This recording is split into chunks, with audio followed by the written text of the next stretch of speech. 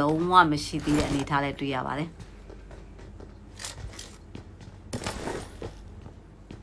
စုံနေအပြင်ပကဘာမှာလဲဆရာကြီးတွေဘာလုပ်နေကြလဲနော်စုံနေအပြင်ပကဘာမှာလဲโอเคတစ်ချက်လောက်ကြည့်လိုက်အောင်မယ်တင်းနံပါတ်24ကိုကြည့်မယ်ဆိုရင်24နဲ့နေရာဒီမှာတော့တင်းနံပါတ်14နဲ့တော့ဒါခလုတ်ကိုတိုက်တော့မှအနေထားလေးလည်းတွေ့ရပါတယ်ရှင်ခလုတ်တွေတိုက်တော့မှလို့ပြောပြီးသားနော်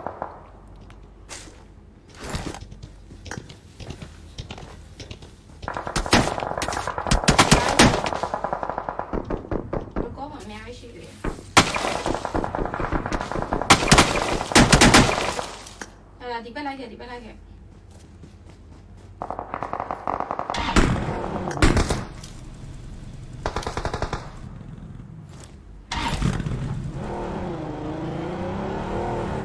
ခေတော့မခေနော်ပိုး1 second ခေတော့မခေအနီးယိုတောင်တယောက်တည်း rest လာတာ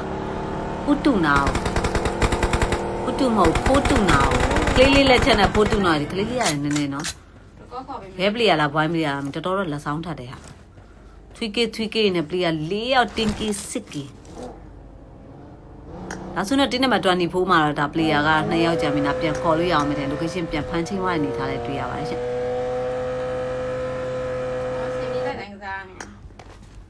โอเคဒီနောက်တစ်ခါကိုကြည့်မယ်ဆိုတော့ဒါ solo point 6K ရထားပြီးတယောက်တည်းရှင်တန်နေတဲ့အနေထားတွေ့ရပါတယ်သူကနေရာရှိမှာ12ရှိတယ်22ရှိတယ်ဆိုရင်ဒါဟိုဘက်ကဂျိုကီကိုနှမ်းဖို့လို့နောက်တစ်ယောက်ပါလှမ်းတုတ်တယ်ဟာ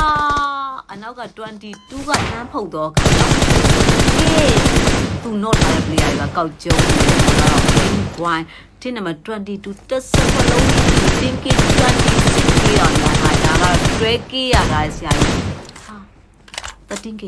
တယောက်တည်းနဲ့73កောင်ပေးထားတယ်အနေထားကိုတစ်ချက်ရှိုး29 10K ရထားတယ်9 G9 လား99လား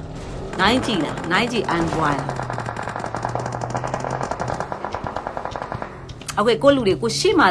soft plot တီးနေတဲ့အချိန်မှာနောက်မှာကိုလူတွေကိုလည်းဟိုဘက်က